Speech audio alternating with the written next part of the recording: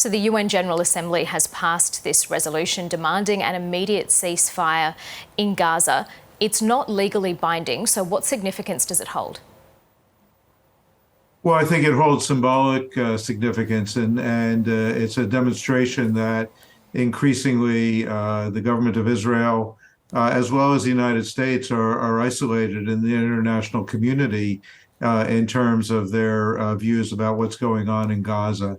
And President Biden, of course, referred to that in his own comments today, where he said that Israel risks losing international support. I think the question is whether they haven't already lost it. Yeah, I want to come to Joe Biden's comments in a moment, but ahead of that vote taking place, the United States UN representative Linda Thomas-Greenfield said any ceasefire right now would be temporary at best and dangerous at worst for both Palestinians and Israelis. I mean, how delicate a balancing act is this for the United States?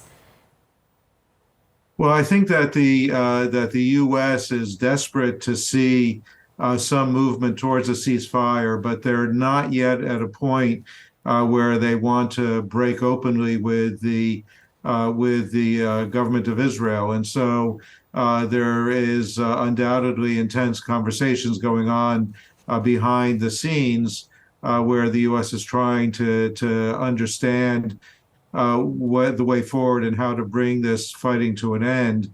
But they're not yet at the point where they're ready to stand up in public. They'd much prefer to have an agreement with the government of Israel first and then make a public statement afterwards.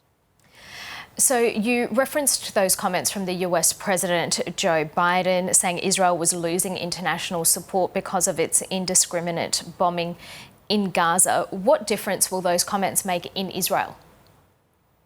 Well, I think that they will send a very strong signal to the leadership in Israel that time is growing short, that we are getting to a point where the Biden administration can no longer continue its open support for the government of Israel, and that they need to begin to think about winding things up and ending this conflict.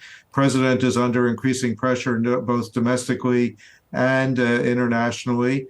I think the vote in the Security Council last week was a very strong signal to the U.S.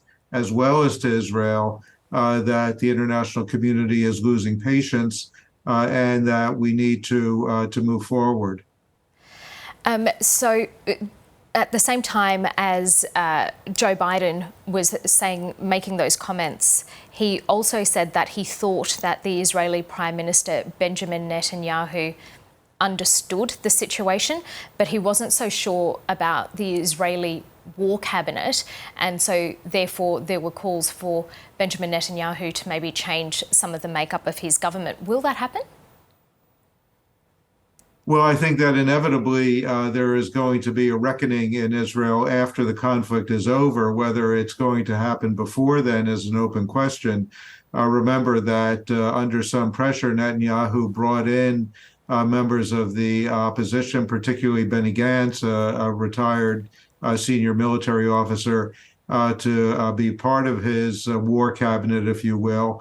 But he did not sideline the extremists, Smotrich, Ben-Gvir in his government, who are openly pushing back against any idea of ending the conflict before they achieve some victory against Hamas, which is looking increasingly improbable.